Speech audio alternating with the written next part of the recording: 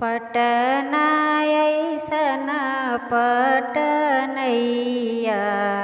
ए बनारस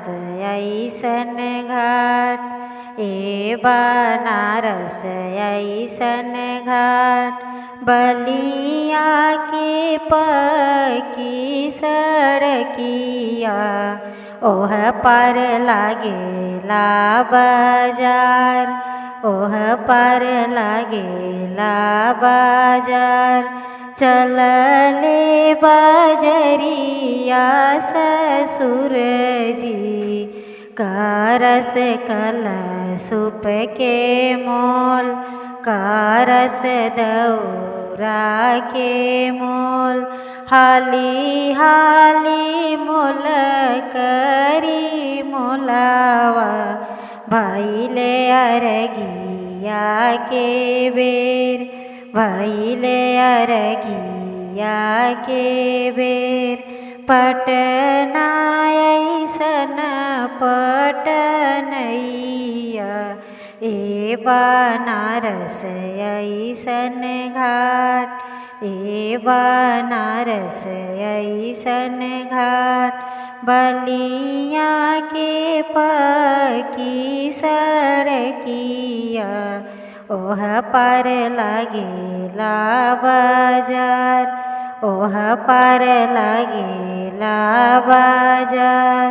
चलले बजरिया भसुर जी करस नारियल के मोल करस ऊखिया के मोल हाली हाली मोल करी मोलावा भैले अरगिया के बेर भैले अरगिया के बेर पटना ऐसन पटनैया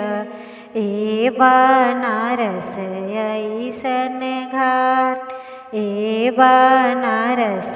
ऐसन घाट चलले बजरिया देवर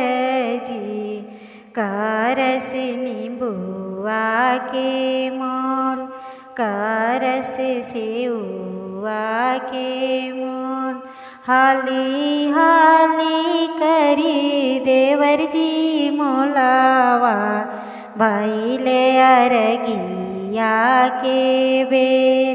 भैले अरगिया के बेर पटना ऐसन पटनैया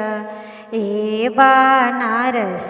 ऐसन घाट ए बनारस ऐसन घाट चलले बजरिया बलम जी करस गनवा के मोल करस कलशुप के मोल चलले बजरिया साजन जी करस कलशुप के मोल करस कोसिया के मोल हाली हाली करी साहब जी मोलावा भैले अरगिया के बेर भैले अरगिया के बेर।